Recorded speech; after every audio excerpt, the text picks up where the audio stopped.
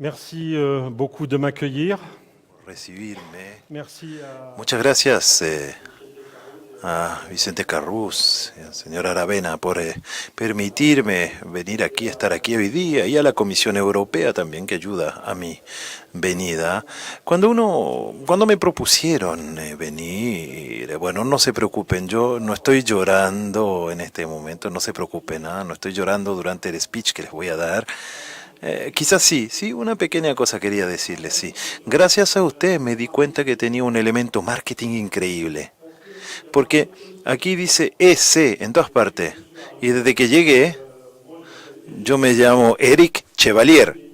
Decía, pero ¿por qué están todas mis iniciales en todas partes? No. Economía circular y Eric Chevalier van de la mano. Argumento marketing increíble, ¿no? Yo estoy hecho para este oficio, sí. ¿Por qué traje este papel?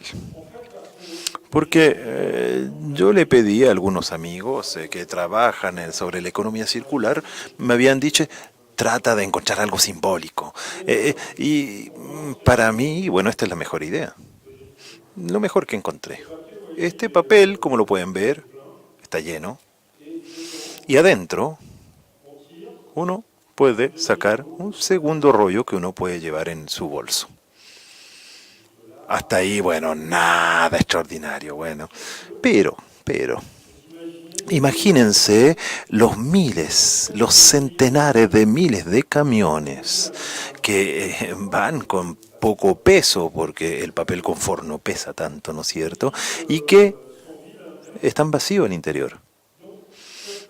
Esta pequeña innovación resume para mí el sentido de la economía circular. Una reflexión ingeniosa, no forzosamente de ingeniero, pero sí ingeniosa, que va a permitir realizar una cierta cantidad de economía, por ende de gastar menos, porque el tema de la economía circular es principalmente la cuestión desde el pilfarro. Voy a ordenar este rollo, pero está a disposición de cualquier persona aquí en la sala. Tengo otra cosita por acá.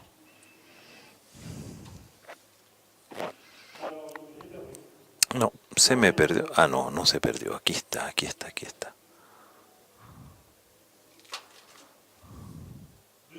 Segundo tema esto. No conocen, ¿no es cierto? Hay uno solo en la caja porque es un objeto muy raro. ¿Por qué? Porque nunca se vendió. Es algo que se pone en un grifo. Y cuando corre el agua, el 60% menos de agua corre. Uno no lo siente.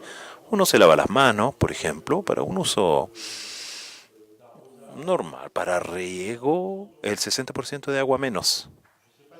Yo no sé si la gente que vende agua no les va a gustar el tema. Quizás se vende un poquito, pero yo logré encontrar uno. Esto, pequeña innovación.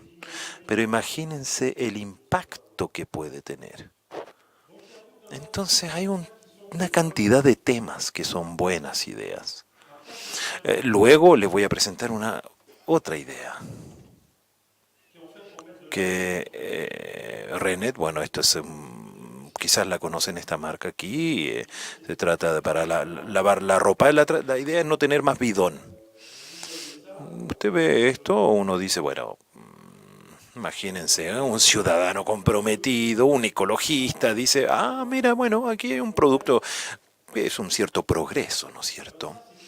Esto es típicamente, perdón, el sujeto, el tema de mi conferencia. Esto no es un progreso. Esto no es un progreso, porque tu bidón,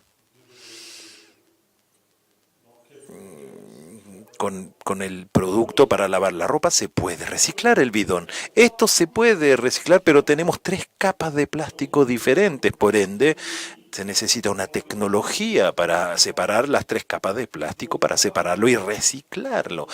En apariencia, esto es una buena idea, pero en la realidad discutible, ¿no es cierto?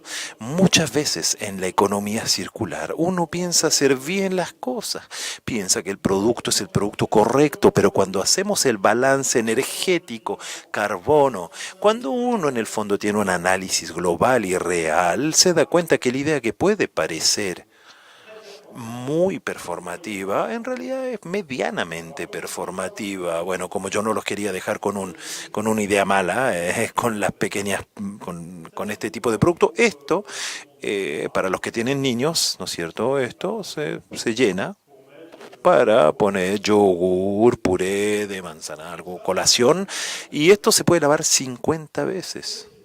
Y es de plástico reciclable. Esto es una buena idea con respecto a todo lo que hemos dicho esta mañana, ¿no es cierto? Bueno, voy a dejar de mostrar estos juguetes. Me dijeron que esto funcionaba, por ende debe funcionar. Bien, muy bien.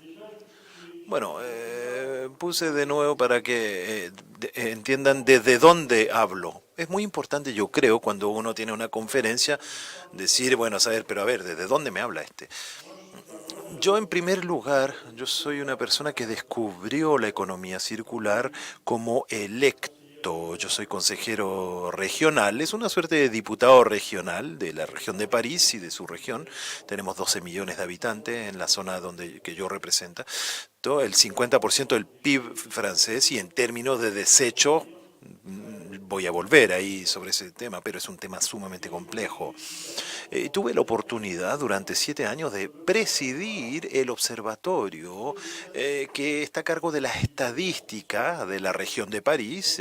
Se compilan estas estadísticas en la estadística francesa general, y a nivel europeo corresponde a Eurostat. Primera cosa que les debo decir es que todas estas estadísticas son falsas, pero completamente falsas. Son estadísticas que basan el conjunto de las decisiones que se van a tomar a nivel de Europa. Bueno, ¿por qué son falsas? Nosotros, por ejemplo, en París tenemos dos tipos de basura. La basura común y corriente, verde, y la basura amarilla para lo reciclable. Lo que va a la basura amarilla tiene que ser reciclado. Pero cuando esto llega a los centros de tratamiento, el 25% que tiene otra cosa no se acepta.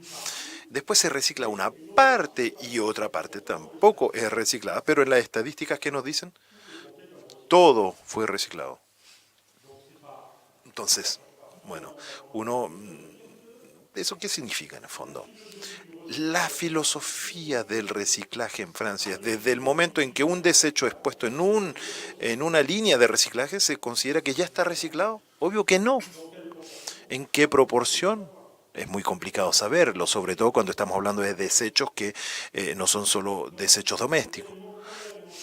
Primer elemento estadístico que hay que tomar en cuenta, el hecho de que uno dentro de las estadísticas pone cosas recicladas, cosas que no son recicladas en realidad. Después hay maneras de ver la gestión de los desechos en Europa que es diferente.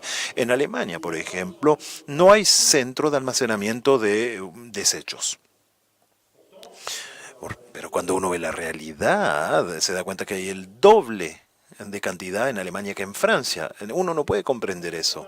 Pero en realidad lo que pasa es que en Alemania se considera que si hubo una selección previa sobre un volumen de desechos, todo lo que va a estar dentro de la parte del centro de almacenamiento no es un desecho considerado, es considerado como un desecho último y no en almacenado.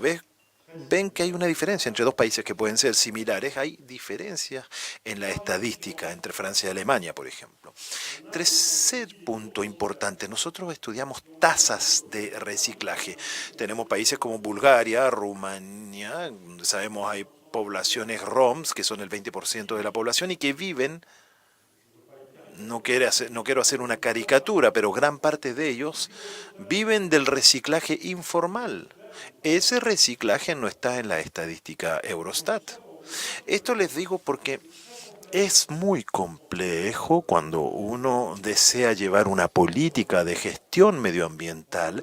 Uno necesita información fiable y siempre es bastante complicado poder tener informaciones fiables. Y uno de los desafíos que tienen en cuanto a Chile, yo creo que es este conocimiento justamente. Esta mañana tuvimos una presentación brillantísima de nuestro amigo norteamericano sobre la globalidad de la economía circular. Debates interesantísimos. Y luego tuvimos intercambios y en algunas intervenciones yo tuve la sensación de que la economía circular en Chile ya era un problema listo, ya estaban listos con eso. Yo no soy un inmenso especialista, pero a mi nivel un pequeño especialista. Sí les puedo decir que el problema de la economía circular para Chile está frente a ustedes. Está frente a ustedes porque la cuestión de la gestión de los desechos del agua, del aire y todas las cuestiones que están ligadas al medio ambiente de la materia está frente a ustedes. Es mi segundo viaje a Chile. Tengo la sensación que construyeron 2 centros comerciales en cada calle. Eso llaman progreso, claro. Ok, pero cuando uno construye centro comercial, eso tiene que traducirse directamente, se traduce de hecho por mucho más desechos, punto final. Entonces, este modo de vida, nuestro amigo norteamericano tuvo ¿cómo podría decirlo? A ver. No nos dijo exactamente cuánto desecho era producido por cada norteamericano. 1 tonelada. En Francia estamos a 400 kilos. Aquí no sé cuál es la estadística del chileno, debe ser quizá un poco menos. El volumen de desecho está ligado directamente a nuestro nivel de vida. ¿El nivel de vida qué es? Embalaje. Y es el modo de vida del consumo.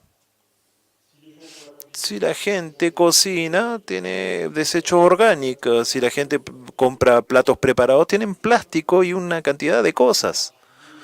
Particularmente el hecho de que en Chile, como en otras partes, de hecho, muchas mujeres tienen una actividad profesional, no están pasando sus días en las cocinas, mucho menos, y es totalmente normal que en la tarde empleen productos hechos con muchos embalajes.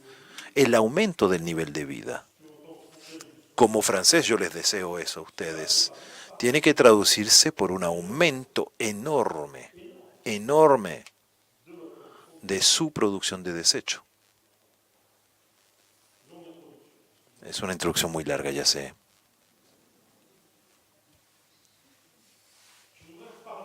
Quisiera, quisiera hablar de economía circular. Voy a volver sobre el tema de los desechos. Bueno, porque yo vengo del mundo de los desechos y a veces me dicen, ya hablas demasiado de desechos, habla más de economía circular. No, la economía circular es más que todo la concepción de los productos. Esta mañana lo dijeron varias intervenciones. Podemos considerar que hay algunos casos de éxito que son algunos muy antiguos. Disculpen, esta es una sociedad francesa de mi ejemplo, pero llevan 30 años que Renault, aquí yo sé que hay algunos amigos de Michelin, conocen a Renault, ¿no es cierto? Y conocen de memoria esto, que trabajan sobre la ecoconcepción de los vehículos. Aquí hay mucha juventud, ustedes no saben de lo que voy a hablar. Cuando yo era joven, que paseaba por las rutas de Francia y me iba de vacaciones, había montañas de autos, de carcasas de vehículos, eso se desarmaban vehículos en ciertos lugares, se revendían. Sí. Esto ya no existe, menos mal, porque los constructores automóvil hoy económicamente integraron el hecho que votar el contenido de los vehículos cuando están en fin de uso para comprar nuevamente era una idiotez económica. Entonces repensaron completamente el 100% de la manera de construir cada elemento. El metal por una parte, el plástico, lo eléctrico, todo se puede recuperar y todo está organizado por los constructores. Esto no se confía a otros, obviamente hay terceros también que trabajan en esto, pero y si entendí una de las preguntas que ustedes se van a tener que hacerse para su reglamentación aquí, en relación al REP, la puesta en marcha del REP, ¿ustedes consideran quizás, voy a hacer un poquito de publicidad para la gente de Michelin, ¿ustedes consideran quizás que Michelin y un par más de grandes marcas que hacen neumáticos tienen una legitimidad y una tecnología para valorizar sus neumáticos usados en este país? ¿O acaso consideran que no tienen legitimidad y debe ser hecho por empresas pequeñas, medianas o grandes que deben comenzar ese negocio? ¿O necesitamos quizás entonces tener una asociación? Y son preguntas que ustedes deben hacerse en este momento. Entonces, si miro Renault, 95% es recuperable, reciclable, y por lo tanto podemos llegar a 95% puede ser reutilizado y por lo tanto hay una tasa extraordinaria y un modelo de economía circular muy claro. Y puedo hacer la apuesta que si le hubiese hecho la pregunta, deme un ejemplo de economía circular, no hay mucha gente que hubiese pensado en los autos. Pero los autos hoy en día es uno de los mejores éxitos a nivel de lógica de economía circular. Obviamente las preguntas después si debemos desplazarnos en auto, no, eso es otra pregunta.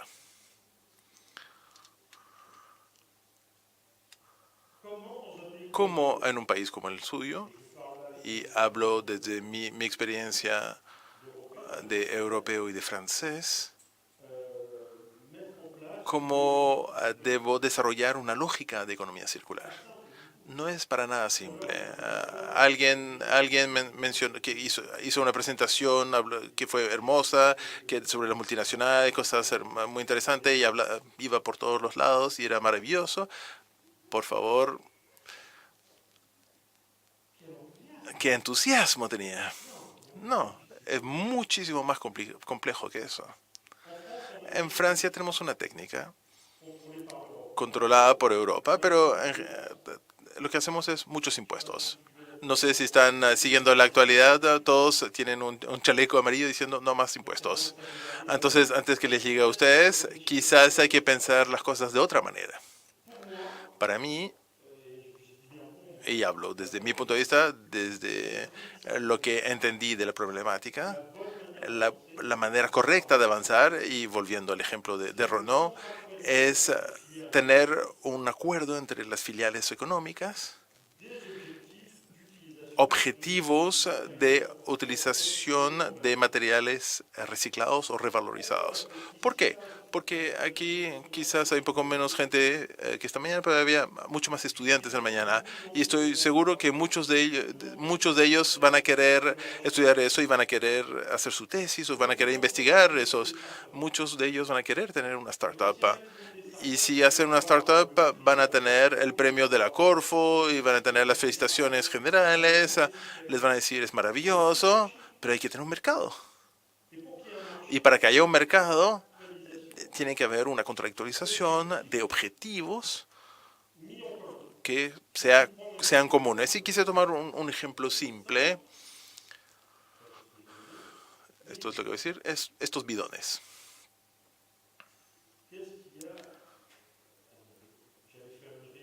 Iba a ser una rima, pero el intérprete no va a estar muy feliz si la hago. Un bidón es muy simple. ¿Cuántos bidones se utilizan en Chile? No tengo idea. Y entendí que además Chile trabaja con Perú y con Colombia y México. Entonces, si empezamos a mirar sobre estos cuatro países la cantidad de bidones que son consumidos, empezamos a entrar a una lógica de masa. Y si hacemos un estudio en esos cuatro países y decimos, hoy hay 4, 5, 10% de bidones que vienen del reciclaje, en promedio. Con toda la gente que consumen bidones, que les venden bidones, quizás podemos pensar en 5 años vamos a alcanzar quizás 25% y vamos a hacer una evaluación cada 2 años y después 6 años y quizás el objetivo es llegar a 50 o 60%. Es mucho más quizás inteligente tener bidones reciclados que tener bidones ahí botados. Aunque hay una sociedad genial aquí que está aquí afuera en la expo, que toma los bidones de plástico y que hace un nuevo producto para que las vacas puedan acostarse tranquilas, relajadas. Es genial. Lo encontré extraordinario. Vayan a verlos, es muy interesante.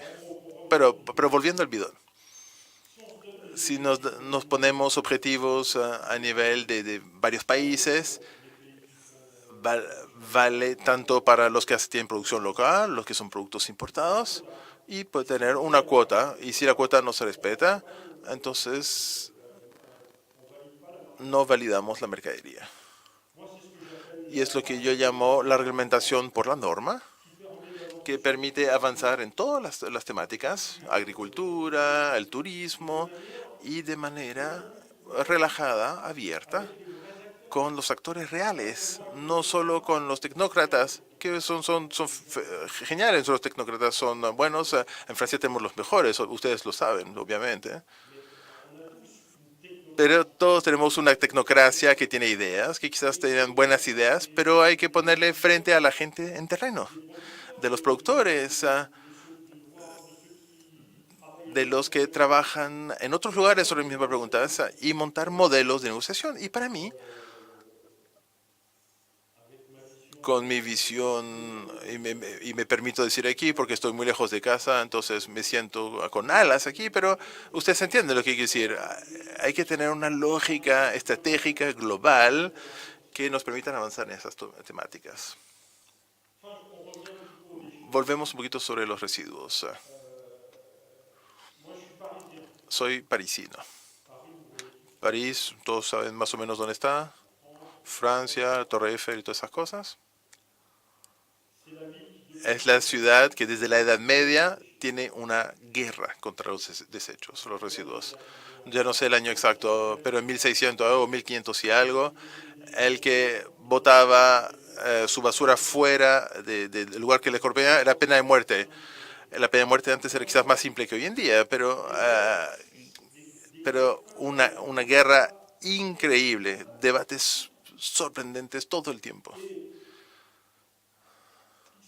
Y todo eso para llegar a una situación donde tenemos desarrollado hoy en día una visión parisina que exportamos en el mundo entero, que es una visión sanitaria de los desechos. En resumen, recolecto, hay un costo, transporto, hay un costo. Voy a hacer una selección y con un paquete hago 3 paquetes y eso tiene un costo y luego lo trato o la incinero o hago metanización o hago lo que sea. Y cada vez adicionamos costos, calculamos, sumamos y dividimos por habitantes. Y arreglamos un problema sanitario y a nadie les importan los desechos. No, aquí no es la pregunta. Resolvemos un problema sanitario. Pequeño problema, igual. Yo, que era presidente del Instituto de Estadístico durante más de 20 años, eso nos cuesta como habitante más 5% por año. Es un poco diferente porque hay múltiples impuestos, pero ven el tema de los chaquetas amarillas. Hoy en día están volviendo a ese tema de impuestos. 5% por año. ¿Conoce una actividad que puede continuamente aumentar su costo 5% por año? No. Y la selección, la valorización es gestionada con una visión de hacer grandes unidades. Entonces, cuando hacemos un gran incinerador, porque tiene un sentido, porque permite hacer mayor tratamiento, tener mayores filtros, pero en general buscamos intentar tener más unidades, menos transporte, y este modelo ahora estamos reevaluándolos por temas de costos. También tiene que ver con el modelo nórdico, que es completamente otra cosa. Tiene múltiples basuras, nos mostraron 4 o 5 basuras, cada uno es muy educado, pone el desecho, el residuo en el basurero que corresponde, y con el resto, y con el apoyo de los ecologistas, hacemos calor en los incineradores para calentarse, porque son países fríos, y para la industria. Pequeño comentario de lado. Al sur de Europa, la incineración no les gusta, y el norte de Europa, sí, es muy bueno la incineración, y los ecologistas de los dos lados no están de acuerdo, obviamente. Ustedes lo siento un poquito más como del sur. No veo que ustedes sean fanáticos de la incineración.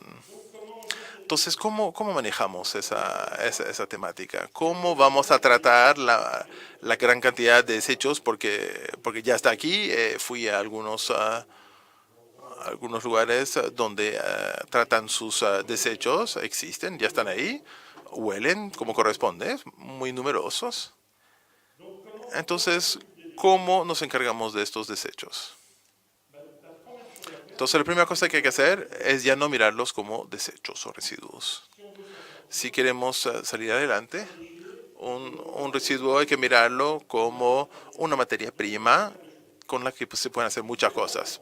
Cosas muy diferentes según la situación de la ciudad, situación económica, de la situación hidrométrica, pero en línea general, fundamentalmente, la manera de ver los residuos de una manera razonable para gente como ustedes, que están en un país donde los desechos van a aumentar y no van a tener impuestos que van a poder desarrollarse continuamente. Va a ser necesario mirar esos desechos no como un residuo que uno quiera desechar, sino como un problema en el que debo enfrentarme y debo resolver. Y hay soluciones tecnológicas. Y hay soluciones tecnológicas que no son únicamente con el gran incinerador, con el gran centro de selección. Podemos hacer cosas a escala mucho más razonable, sabiendo que el enemigo, y si ustedes se acuerdan de una sola cosa de todo lo que dije, voy a decir hoy sobre los desechos, es que el enemigo es el transporte. Transportar basura cuesta mucha plata, y además vi que es un país donde tiene un camino muy largo, norte a sur. Entonces, cuanto más transportan esos desechos, 100 kilómetros, 200 kilómetros, es extremadamente caro. Entonces hay que pensar en cosas que sean mucho más locales. Y por aquí atrás me menciono algunas otras cosas que se pueden hacer, que ustedes deben saber ya. Pero un pequeño comentario sobre el compost. El compost es fenomenal, pero implica que sea hecho con un desecho que sea perfectamente seleccionado. Se nos vendió en Francia esa idea y fue un escándalo horrible, colectividades que se arruinaron. Se vendieron que iba a reemplazar la incineración, pero para nada. El objetivo de hacer un buen compost es de tener desecho perfectamente sano. Y tengo una pequeña propuesta después. Voy a acelerar porque si no, no voy a terminar a tiempo. Eso es lo que mencioné hace un rato. Hay principios de acción y luego hay que tomar en cuenta de todas las realidades y es ser muy hiper pragmáticos con el menos transporte posible. ¿Todos entendieron el tema del transporte? Muy bien. A veces me repito un poquito, pero ahora voy a presentarles algunas iniciativas y voy a comenzar por la mía. Así ya lo he hecho al tiro. El fruto de todo lo que he hecho a través del desecho en los últimos años, pude visitar muchísimos países, quizás unos 30 o 40 países, y de recibir en nuestras magníficas instalaciones europeas, francesas, en Isla de Francia, alrededor de París. Tenemos instalaciones extraordinarias, incineradores, centros de selección, metalizadores, cosas formidables realmente. Y me di cuenta que toda la gente que venía a vernos miraban, decían, quiero el mismo en mi casa. Y sí, pero cuesta varias centenas de millones. Y dicen, entonces, ¿cómo hacemos? Entonces, en algunos países podemos surfear, podemos ser low cost. El low cost es siempre colectividades y obviamente almacenarlo en algún lado. Y parece que les expliqué que eso no era satisfactorio. Entonces comencé con una idea, y voy a pasar rápidamente, con una idea muy simple. Entonces tomamos uno de los países más pobres, por ejemplo Mali, Bamako, una de las ciudades con una de las mayores densidades del mundo, y hacemos trabajar ingenieros, economistas, financieros sobre un modelo de plataforma de valorización que costaría cero a la colectividad, con inversiones y funcionamiento, y que permitiría a un inversionista privado ganar dinero y de devolver solo, entre comillas, 20% de los desechos a la colectividad. Es el antimodelo completo del manejo o la gestión de basura en el mundo entero. Pero en Bamako nunca van a tener la posibilidad de hacerlo de otra manera. Entonces empujamos un poquito esos flujos. Y tuve la ventaja de tener el apoyo de grandes fundaciones. En primer lugar, GIS, que es una institución bastante reputada en Francia, la fundación de Arnold Schwarzenegger, de DiCaprio también, que me apoyó en este proyecto y que está basado en la lógica de este proyecto de la que le comentaba, adaptado a una situación extrema que es la ciudad de Bamako. Pero lo que acabamos de demostrar en términos de estudio de factibilidad es que con una inversión muy razonable, se pueden tratar en condiciones como Bamako y ganar dinero incluso. Si se puede hacer en Bamako, se debe poder inspirarse uno en ese proyecto para reflexionar en América Latina y en Chile sobre un método basado un poco sobre lo que se ha hecho. Es bastante simple el método, van a tener los slides, no se preocupen. Uno toma todo lo que se puede seleccionar y valorar con una selección mecánica.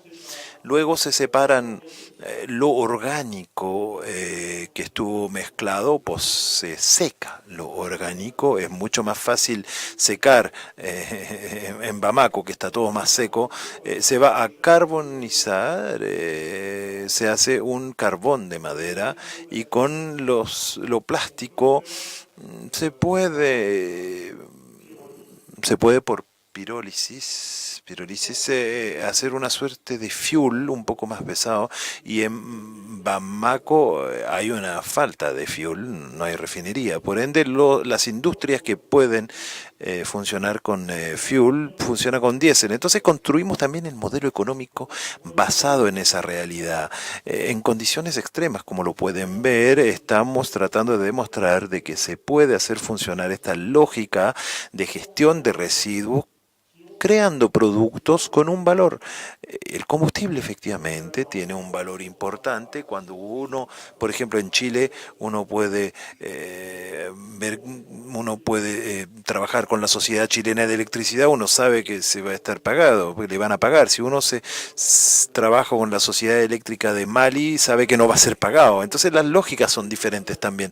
Les voy a mostrar unas iniciativas simpáticas. Este es un amigo mío, Molino, un restaurador que dice, bueno, ¿qué voy a hacer con mis desechos orgánicos?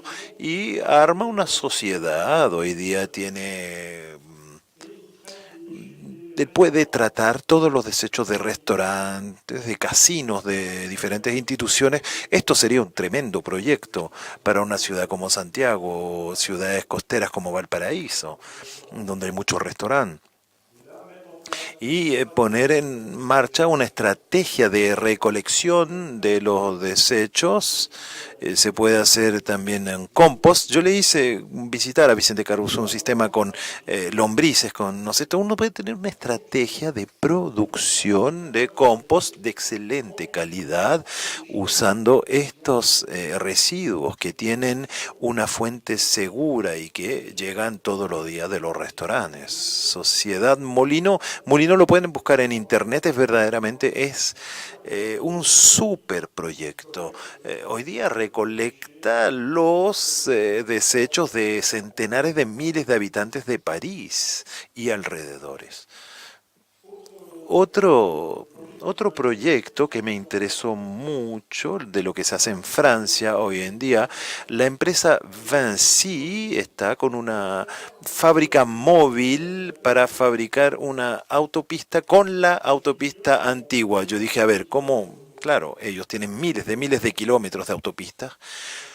Los camiones para construir la autopista, bueno, hay una circulación, hay problemas terribles, ¿no es cierto? Ese es un tipo de proyecto de economía circular que podría funcionar quizás en Chile, porque estamos construyendo la autopista con una fábrica móvil. Uno destruye la autopista y a medida que se va destruyendo con la misma materia se va a realizar la nueva autopista. O sea, más circular como economía no sé qué puede existir. Bueno, no hay que embalarse, ¿eh? Por ahora llevan 1 kilómetro, pero lo hicieron. Debe haber algo ahí. Y Vinci, bueno, les recuerdo que es un grupo importante, es gente seria, que tiene una gran reputación. Y yo creo que, bueno, si el gobierno chileno les dice, nos gustaría trabajar con ustedes con un proyecto en torno a este tema, díganle que yo dije, díganle ahí algo de mí. Bueno, tercer proyecto, realmente es fantástico y a la vez no fantástico. A ver, la gente que vende máquinas de bebidas, ¿no es cierto? Y un día venden sus máquinas destinadas a vender latas, vasos plásticos. Dicen, es un problema. ¿Qué hacemos con estos vasos plásticos? En una empresa de 100 personas tenemos 30.000 vasos de plásticos por año. Es plástico que fácilmente se puede reciclar. Entonces arman todo un sistema de recolección con cajas de cartón, etcétera, etcétera. Es una muy linda experiencia, se trabaja en toda Francia esto.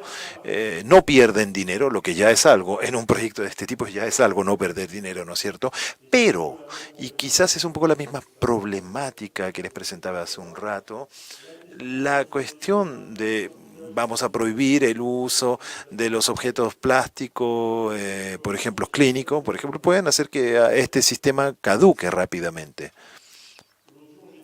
El otro día estaba en un salón con estas personas conversando. Obviamente nos sirvieron un café en un vasito plástico, no reciclable, disculpen, compuesto de 2 materias. Y no se podía reciclar. Seguramente se va a destruir más rápidamente que el plástico, pero no se puede hacer nada. Entonces, si por casualidad los vasos plásticos duran un poco más, podría ser un tema para la comunidad de Cámara de Santiago, de Comercio de Santiago. Digan, hagamos una cosa genial, recuperemos todos los vasos plásticos y hagamos plásticos quizás para la empresa que está afuera y que necesita, vi un ingeniero hace un rato, 2 empresas que están y que necesitan plástico, y yo creo que con todos los vasos plásticos podemos movilizar sobre la economía circular todas las empresas con un sistema bastante sencillo. Y puede recuperar el plástico. Bueno, hay un bemol, ¿no es cierto?, con respecto a su política en materia de plástico. Yo no sé cómo será. Otro tema interesante en esto de la economía circular, que existe en varios países, empezamos en Francia, al lado de Bordeaux, ese es el supermercado invertido o inverso. Tengo algo, quiero deshacerme de ese algo, materia prima, cables, qué sé yo, en vez de botar todo esto, yo lo llevo a una suerte, a un lugar donde yo puedo recuperar gratuitamente otros objetos que otras personas trajeron. Es un poco utópico así, presentado así, ¿no es cierto? Pero parece que está funcionando. Y eso puede ser un proyecto sostenido también, obviamente tiene que ser apoyado por colectividades territoriales, ¿no es cierto? Pero tiene sentido. O sea, yo tengo un mueble viejo, un refrigerador que funciona pero no, ya no lo necesito, bueno, diferentes tipos de objetos que yo puedo llevar y a la vez como yo llevo cosas, puedo llevarme de ese lugar cosas. A mí me gusta la utopía de ese proyecto y yo creo que en términos de economía circular es incluso un proyecto educativo. Veo que tengo una cuarta parte en mi presentación, que pero sea ya, así es algo importante. ¿Conocen? ¿No? ¿No, no les suena? No.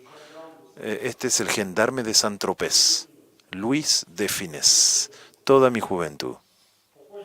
¿Por qué puse su foto? Porque eso es todo lo que uno se dice en términos de medio ambiente, de desechos, de residuos, de limpieza, de todo eso tiene sentido. Hacemos leyes, tenemos reglas, hacemos muchas cosas. Pero si no existe un Estado que nos permite respetar la regla, eso no es posible. Yo no voy a decir cuál era la empresa porque no me acuerdo el nombre. Visité el año pasado un centro de almacenamiento al lado de Santiago que era un centro excelente y visité muchos centros de reciclaje. Realmente era muy, muy limpio, muy profesional. Personas que realmente tienen un saber. Y el dueño de la empresa me dice, bueno, esto está muy bien, no me acuerdo, me hablaba del precio, el margen, que no era tan alto, pero me decía, pero a la vez hay personas con unos hay unas personas que van a ver a las empresas y las municipalidades, ciertas colectividades, les compran los desechos, les toman los desechos y no se sabe qué pasa con esos desechos. Si no hay gendarme, no funciona. Cuando yo le digo, no le estoy dando ninguna lección a nadie, de decir, oye, este franchute que viene a dar lecciones al extranjero. No, no, no, no. Le estoy diciendo seriamente porque en mi propia empresa, donde yo trabajé 7 años, teníamos más o menos 20 controles por año, porque eran declarados, todo esto está declarado. Los controles tienen sentido también. Perdió el sonido.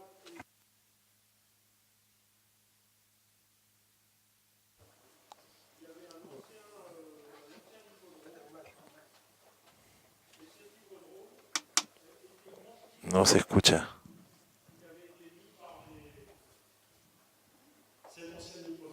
Te estoy dando un ejemplo de un hipódromo que se había llenado con plástico, que eran gente que de manera informal había tomado un lugar donde podían recuperar desechos. Bueno, nosotros fuimos a ver el lugar, tenemos unas normas, a 5 kilómetros se produjo un incendio muy grave, plástico que estaba almacenado de manera salvaje para una población cercana es muy petita. Cuando yo digo gendarme en el fondo, no estoy hablando de una superioridad o yo simplemente digo que no hay política medioambiental sin un Estado que tiene que cumplir con su rol, porque si no, cada cual va a venir a invertir y finalmente va a cometer errores, porque si tres que son más pillos se van por el borde y cobran la mitad del precio sin normas, sin respetar ninguna regla, eso no puede funcionar.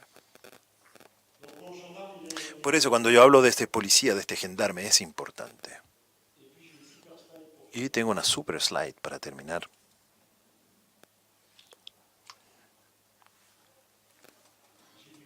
Me costó muchísimo, mucho. Le tengo que confesar que... Saben, en este momento en Europa hay un debate que animan muchos intelectuales, incluso ecologistas tradicionales, diría yo, que nos están diciendo, bueno, todo esto ya no tiene ninguna importancia porque se viene el gran derrumbe. No sé si saben lo que es un derrumbe.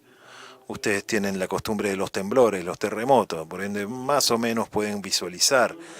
Pero el gran derrumbe, ¿qué significa? Incluso estamos hablando de el que era ministro de la ecología, que se llamaba Nicolás Hulot, que fue nuestro ministro, defiende esa tesis. Todo esto se va a derrumbar, nos dicen.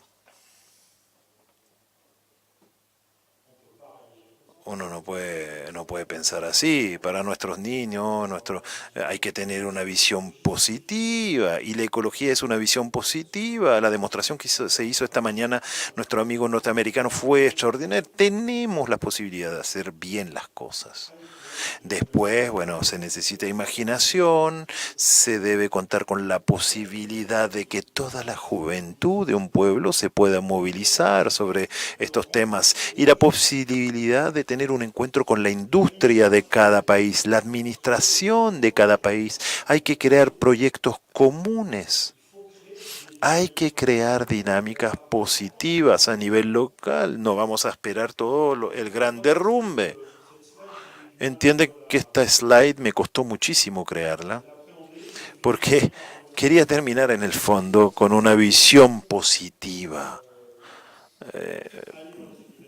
Vayan a las universidades. Vayan a hablar con la gente que trabaja. Hay mucha gente que está haciendo tesis sobre los materiales, sobre el plástico, sobre química. Hay mucha gente que está trabajando y va a haber cada vez más gente. Denle los medios de trabajar, pónganlos en red con las empresas. Tienen estructuras de mundo privado, del mundo público. Hagan este mix y van a avanzar y verán funciona.